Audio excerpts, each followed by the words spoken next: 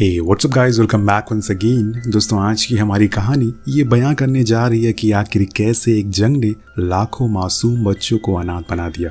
उनके घरों की वो चार दीवारियां जिसमें उन्होंने अपना बचपन बिताया, उसे बम के झटकों ने राख कर दिया। और बस तकलीफ हुई तो गरीब लोगों को। समय है अमेरिका और इराक की जंग। दोनों ही देश कोई कसर नहीं छोड़ रहे, ये दिखाने में कि कौन कितना जालिम है। इसी बीच हम एक लड़की को देखते हैं जो एक पहाड़ की चोटी पर खड़ी है। अब ऐसा तो नहीं है कि वो वहाँ की खूबसूरती को देख रही होगी। उसे जिस तरह से कदम आगे बढ़ रहे हैं, ऐसा लग रहा है कि ये उसका अंत है। लेकिन ये नौबत आई कैसे कि एक 14 साल की लड़की को ये कदम उठाने पड़े। इसके लिए चलते हैं कुछ दिनों पहले। जितने भी लोग इराक में रह रहे थे, उनमें से जो कुछ भी बच गए वो यहाँ बॉर्डर से सटे टर्की की ज़मीन पर रह रहे हैं। उन्हें यह भरोसा है कि वो लोग उन्हें बचा लेंगे, पर ऐसा क्या मुमकिन है ये तो हमें नहीं पता। लेकिन आज यहाँ लाखों की संख्या में टेंट लगे हुए हैं, जिसमें से हम एक लड़की को देखते हैं जो वहाँ के एंटीना पर चढ़ा हुआ है, क्योंकि यही उसका सहारा है बाहर की दुनिया में क्या हो रहा है जानने के लिए। दरअसल उस लड़के को सभी वहाँ पर सैटेलाइट बुलाते हैं, क्योंकि वो इस काम में माहिर है। इस दौरान वहाँ एक लड़की आती है जिसकी पीठ पर एक बच्चा टंगा हुआ है। उसने सैटेलाइट से बोला कि क्या तुम्हारे पास रस्सी है, जिससे कि सैटेलाइट भी चुमड़ा। उसे वो लड़की पहली नज़र में पसंद आ गई। बहुत ही चंचल मन का लड़का है वो, और इसीलिए सबसे उसकी अच्छी बनती है। तभी वहाँ उसका दोस्त आकर उसे बताता है कि ये लड़की हबाचुल्ला गांव से है। इसके माँ बाप मारे गए जंग में, और एक बड़ा भाई है जिसके दोनों हाथ माइंस पर पड़ने की वजह से कट गए। तब सैटेलाइट को उस लड़की पर दया आती है। हालांकि वो खुद एक अनाथ है, लेकिन वो उससे कहता है कि अगर तुम्हें कोई चीज़ की ज़रूरत हो तो मुझे आकर मांग लेना, मैं तुम्हें दे दूंगा। और हाँ, ये सब तुम्हारा परिवार है। ये बोलकर वो गांव की मुखिया के साथ शहर चला जाता है, जहाँ से उन्हें नया एंटीना खरीद कर लाना है, क्योंकि पुराना वाला ख़राब हो गया। इसीलिए बड़ी ही मुश्किलों से नाप तोल कर वो लोग 15 ख़राब रेडियो और 15 टर्की पैसों में वो आखिरकार खरीद लेते हैं।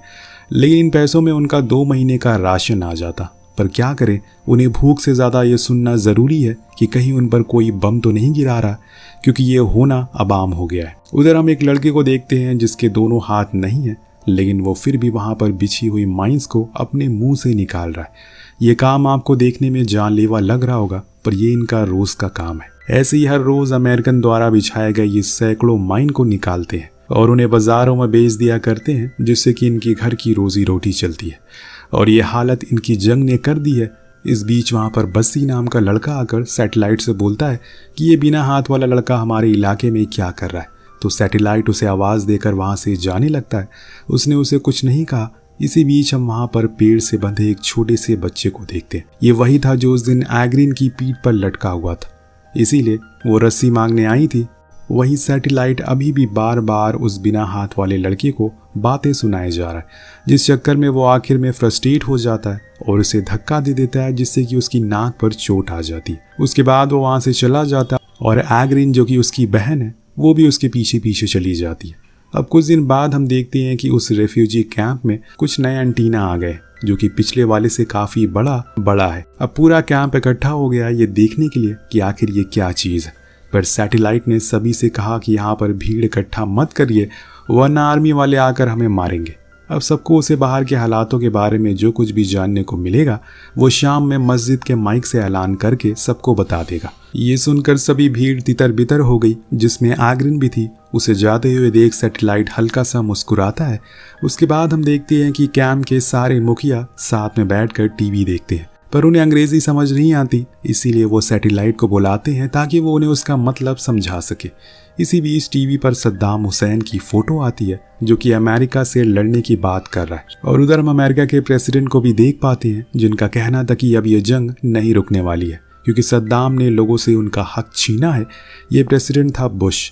जंग 2 लोगों की ईगोस के बीच में होती है, और भुगतते न जाने कितने मासूम लोग हैं। खैर, इसके बाद रात हो जाती है और सभी सोने के लिए चले जाते।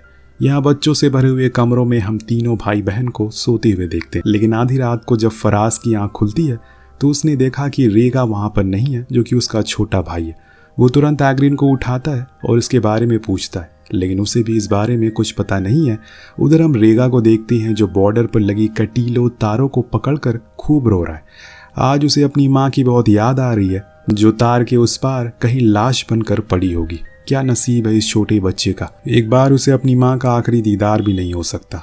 रेगा को वहाँ खड़ा हुआ देखकर उसे फौरन वो अंदर की ओर खींच लेती है, क्योंकि वहाँ खड़े सैनिक उन्हें ही देख रहे थे। उन्हें तो शूट एंड साइड का ऑर्डर मिला हुआ है। तभी वहाँ पर फराज और एग्रिन भी आ जाते हैं, जो अपने भाई को गोद में उठा कर ले जाते हैं। सैटेलाइट फिर से एग्रिन की आंखों में खोसा गया है, बस उसे ही देखता रह गया है। कुछ दिन बाद हम सभी बच्चों को टैंक्स के ऊपर बैठा हुआ देखते हैं, पर घबराइए मत, वो सब खराब हो चुके हैं। दरअसल इन्हें एक ट्रक का इंतजार है जिसके अंदर मिसाइल के शेल हैं, जिन्हें एक साथ इकट्ठा करके रखने के लिए उन सभी को 6 दिरहम दिए जाएंगे। तभी अचानक वो ट्रक आ जाती है और सब बच्चे दौड़ पड़ते हैं। उस भीड़ में हम एग्रिन को खड़ा पाते हैं। उसकी उम्र भले ही बहुत कम है, लेकिन उसने इतनी ही उम्र में इतना सब कुछ देख लिया है कि आज उसे खुद के हालातों पर तरस भी नहीं आ रहा है। वो वहाँ खड़ी यही सोच रही है कि इनमें से कोई एक मिसाइल होगी जिससे उसके माँ बाप को मार डाला, और आज उन्हें उसी को सजा कर रखने को कहा जा रहा है। ये सोचकर वो ऊपर की ओर देखती है और बस रोने लगती है। क्या सच में अत्याचार गरीबों के ही नसीब में लिखा है? क्या यही उसकी परिभाषा है? तभी उसे रेगा की रोने की आवाज़ आती है, जो उस शेल के भंडार में कहीं खो गया था। लेकिन एग्रिन उसे सुनकर भी अनसुना कर देती है। शायद वो थक चुकी है उसे संभालते संभालते, या फिर वो बच्चा उसे किसी की याद दिलाता है। ज़रूर कोई तो बात है, तभी एग्रिन उसको लेकर इतना गुमशुदा सी रहती है। अगले दिन वहाँ सभी बच्चों को हम एक साथ कतार में खड़ा हुआ देखते हैं। उनके सामने सैटेलाइट खड़ा उन्हें बता रहा है कि कुछ बच्चों को खेत में जाना है और कुछ को माइन निकालने के लिए। तभी कैंप में एग्रिन बाहर आती है पानी लेने के लिए, तो वो अपनी साइकिल लेकर उसके पीछे भागता है और उस भीड़ में से उसके लिए 2 बाल्टी पानी जैसे तैसे गिरते पड़ते लेकर बाहर आता है। सैटेलाइट उसे बात करने की कोशिश करता है, उससे दोस्ती करना चाहता है, लेकिन एग्रिन को कोई दिलचस्पी नहीं है। उल्टा वो तो उससे कहती है कि जाकर पास वाले तालाब में मछली पकड़ कर लाओ। वो बिना कुछ सोचे समझे कपड़े उतारता है और पानी में कूद जाता है। इतने में एग्रिन वहां से भाग जाती है। अब शाम होने पर हम देखते हैं कि आज रेगा एग्रिन के साइड में नहीं बल्कि फराज के साइड में सोया हुआ है, क्योंकि उसे अच्छे से पता है कि ये बच्चा एग्रिन को कतई पसंद नहीं है और इसीलिए वो नहीं चाहती कि किसी भी हाल में उसके साथ रहे। आखिर क्या वजह है? तभी एग्रिन ने अपने भाई से पूछ लिया कि भाई हम कब यहाँ से बाहर निकलेंगे, या फिर यही माँ दादा की तरह हम मारे जाएंगे। तो उसका भाई कहता है कि ऊपर वाले पर यकीन रखो, उसके सबसे करीब बेबस और लाचार लोग ही रहते हैं, वो ज़रूर हमें इस परेशानी से बाहर निकालेगा। इसी बीच उसके दांतों में दर्द होने लगता है, तो फराज तुरंत ही पास रखे केरोसिन तेल से उसके मुंह में डाल देता और कहता है कि ऐसे ही दबा कर सो जाओ। पर बहुत देर हो जाती है और एग्रिन को नींद ही नहीं आती। न जाने आज कौन सी बेचैनी है उसे जो खाए जा रही है। जब ये चीज़ बर्दाश्त से बाहर हो जाती तो वो उसी केरोसिन के डब्बे को लेकर बाहर आती है और खुद पर छिड़कना शुरू कर देती है। आज शायद उसने ठान लिया कि अब वो इस तरह से हर रोज़ खुद खुद कर नहीं जिएगी। पर तभी दूर उसे ऐसा लगा कि मानो रेगा आकर उसे ही देख रहा हो, उसकी ओर पुकार रहा हो और उसे कह रहा हो कि ऐसा मत करो, तुम्हारे सिवा मेरा कोई नहीं है। ये सोचकर एग्रिन रुक गई। उसके दिल में भी उस बच्चे के लिए प्रेम है, पर वो उसे किस तरह से जाहिर करे ये समझ नहीं पा रही है। उसने अपने फैसले को बदल लिया और वापस कैंप में आकर रेगा को गले से लगाकर सो गई। सीन कट होता और हम एक शाम को देखते हैं। रेगा की नाक से खून आ रहा है, सभी बहुत ज्यादा परेशान है, किसी को कुछ पता नहीं है कि क्या किया जाए। इसीलिए फराज उसे फौरन लेकर डॉक्टर के पास जाता है। बीच में उन्हें सैटेलाइट भी मिल गया था, जो उन्हें अकेले जाते देखकर अपनी साइकिल पर बैठा लेता है और तेजी से ले गया। अब दूर एग्रिन भी खड़ी है, पर वो करीब नहीं आती बल्कि अपना रास्ता मोड़ लेती है और जाकर एक खड़ी चट्टान पर खड़ी हो जाती है और सोचने लगती है क्या उसे एक कदम आगे बढ़ाना चाहिए। पर आखिर इसकी वजह क्या है? क्यों वो इतनी उदास रहती है? क्यों हर समय उसके अंदर ये कठोर भावना है जो जानने के लिए हम अतीत में चलते हैं, जहाँ हमें दिखाया जाता है कि एक रात कुछ अमेरिकन सैनिकों ने इनके गांव पर हमला किया, जिसमें उन्होंने उनके सामानों को तो लूटा ही बल्कि साथ में 13 साल की एग्रिन को भी नोच डाला। उसके साथ बुरे काम किए। दोनों भाई कुछ कर नहीं सके, लेकिन फिर भी एक दिन जब उनके माँ बाप की मौत हो गई तो ये दोनों ही उस कैंप में उस सोल्जर के बच्चे को उठा लाए जिसका नाम है रेगा। जी हाँ दोस्तों, यही सच्चाई है उस बच्चे की, जिसके चलते ही वो कभी भी उसको अपना नहीं पाई। अब वापस आते टाइम सैटेलाइट तेजी से साइकिल को चलाता है और फौरन मस्जिद की माइक में ऐलान करता है कि उसने अमेरिकन सैनिकों को यहाँ आते हुए देखा है, जंग होने वाली है, इसीलिए सभी लोग ऊंची चोटी की ओर भागो। उसका ये ऐलान सुनकर सभी अपनी जान बचाने के लिए ऊपर की ओर भागने लगे, पर एग्रिन, फराज और रेगा वहीं बैठे रहते। वजह पूछने पर वो कुछ नहीं कहते। इस बीच हम देखते हैं कि रेगा के नन्हे हाथों में 2 छोटे कछुए भी हैं, जिनके साथ वो खेल रहा है। कि तभी वहाँ पर 2 हेलीकॉप्टर आते हैं जो कि पहाड़ी की ओर जा रहे थे। ऊपर से वो कुछ पेपर फेंकने लगते हैं जिसमें लिखा हुआ था कि सद्दाम हुसैन ने उन लोगों को जंग में लड़ने के लिए आमंत्रित किया है ताकि वो अपने देश को बचा सके। सभी बच्चों को ये सही लगता है क्योंकि वो इसी माहौल में पैदा हुए, पले बड़े हैं। उन्हें लगता है कि ये जो कुछ भी है वो अब करने जा रहे हैं वो सही है।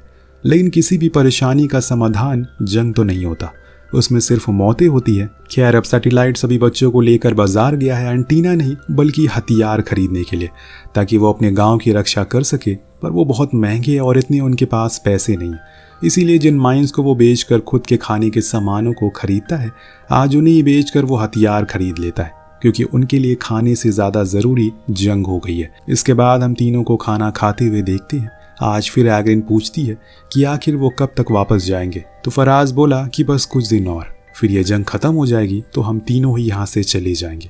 लेकिन तभी एग्रिन बोली कि अब हम इसे और लेकर कहीं नहीं जाने वाले, इसे यहीं पर छोड़ देना चाहिए। दरअसल वो चाह कर भी उस छोटे से बच्चे को अपना नहीं पा रही है। जब भी वो उसकी आंखों में देखती है तो उसकी आंखों के सामने वही मंजर बार बार आने लगता। अब उसी रात जब सब मदहोश होकर सो रहे थे तो एग्रिन रेगा को अपनी पीठ पर कोहरे को चीरते हुए आगे की ओर बढ़ रही थी। फिर जाकर चट्टान पर रुकती है। वहां उसने उसके पैर में एक रस्सी से बांध दिया और उसी रस्सी को पेड़ से, जिससे उसने प्यार भी किया, रेगा भी उसे प्यार करता है, जो चीज़ हमें साफ देखने को मिलती, और फिर वो उसे छोड़कर वहां से वापस आ गई। रेगा बार बार उसे मम्मी मम्मी कहकर पुकार रहा है। उस नादान को क्या पता कि वो हमेशा से उसी के पास रहा है। वहीं सुबह हम सभी बच्चों को देख जिन्हें सैटेलाइट जंग में कैसे खुद को बचाना है ये सिखा रहा है। तभी वहां पर कैंप के टीचर आकर पूछते हैं, तुम लोग पढ़ने क्यों नहीं आए? तो सैटेलाइट जवाब में कहता है कि अभी पढ़ाई से ज्यादा जरूरी जंग है। दरअसल ये उसके शब्द नहीं बल्कि यहाँ के हालात बता रहे हैं। उसे 14 साल के लड़के को ये बोलना पड़ रहा है। इस दौरान वहाँ एक लड़का आकर बताता है कि रेगा माइन के बीच में मैदानों में खड़ा है। ये सुनकर सभी बच्चे उसकी ओर जाते हैं और देखते हैं कि वो सच में वहीं पर है, और इसीलिए उसे वहीं खड़े रहने को कहते हैं। लेकिन अगर वो इतना समझदार होता तो वहां तक कभी पहुंचता ही नहीं। इसीलिए सैटेलाइट धीरे धीरे करके उसकी ओर जाता है। लेकिन वो बच्चा उसे देखकर और उत्साहित हो जाता है और उसने गलती से एक माइन पर हाथ रख दिया, जिसके कारण वहां पर एक जोरदार धमाका होता है। हर तरफ धुआं धुआं था। जब धुआं चढ़ता है तो हमें पता चलता है कि रेगा तो बिल्कुल ठीक है, लेकिन सैटेलाइट का एक पैर में गहरी चोट आई है। और बस्सी जो कि उसका दोस्त है वो आकर उसे बताता है कि सद्दाम हुसैन को गिरफ्तार कर लिया गया, शायद अब जंग खत्म हो जाएगी। तो उसने कहा कि जाकर माइक में ऐलान कर दो। उस ऐलान के कुछ ही घंटों बाद सभी लोग वो रिफ्यूजी कैंप को छोड़कर अपने अपने गांव लौट जाते हैं, क्योंकि अब शायद वो मारे नहीं जाएंगे, लेकिन इसकी भी क्या गारंटी है। खैर, रात होने पर जब एग्रिन वापस अपने कैंप पर लौटती है तो उसने देखा कि वहां पर रेगा सोया हुआ है। उसे रहा नहीं गया और उसे फिर से वो वहां से धीरे से उठा ले गई, और इस बारी उसने वो रस्सी एक पत्थर से बांधी और उसको नदी में फेंक दिया, जिसके साथ रेगा भी नदी में गिर गया। उसके जेब से वो दोनों कछुओं के बच्चे तो ऊपर आ गए, लेकिन वो नहीं आया, जिसके चलते किसी और की गलती की सजा उसने भुगती। सुबह होने पर फराज पागलों की तरह दोनों को ढूंढता है। पूरा रिफ्यूजी कैंप अब खाली हो चुका है, कहीं कोई दिखाई नहीं दे रहा है जो उसकी मदद कर दे। जब वो नदी के पास पहुंचा तो उसे वहां पर सैटेलाइट बैठा हुआ दिखा जो रो रहा था, जिसको देखकर वो समझ गया और नदी में छलांग लगा ली, जिसके तले पर उसको रेगा दिखा जिसके दोनों पैरों में रस्सी बंधी हुई। इसका मतलब क्या था वो समझ चुका है, इसीलिए वो अपनी बहन को ढूंढना शुरू करता है, पर वो तो उसे कहीं मिलती ही नहीं। लेकिन हाँ, उसके जूते उसे एक चट्टान पर जरूर मिलते हैं। वो उस चट्टान पर बैठकर जोर जोर से उसे पुकारता है, लेकिन सच्चाई यही है कि वो अब कभी वापस लौट कर नहीं आने वाली। एग्रिन जिस दर्द से गुजर रही थी वो सिर्फ उसे ही पता था, इसीलिए उसके सामने मौत भी आसान लग रही थी। जिस दर्द में उसकी जिंदगी की कहानी शुरू हुई, उसी दर्द को सहकर आज वो खुद खत्म हो गई। यहाँ फराज का तो सब कुछ खत्म हो गया, उसके पास तो जीने की कोई वजह ही नहीं बची। उन जूतों को अपने मुंह में दबाए वो वहां से चला जाता है। उसके बाद एक एक करके वहां पर अमेरिकन आ जाते हैं और पूरी जगह को खत्म कर डालते हैं। दोस्तों, इस पूरी कहानी में शुरू से लेकर अंत तक जितने भी आंसू गिरे, जितने भी हमने मिसाइल की कारतूस को देखा, जितने भी बच्चों को देखा, सब कुछ सच था।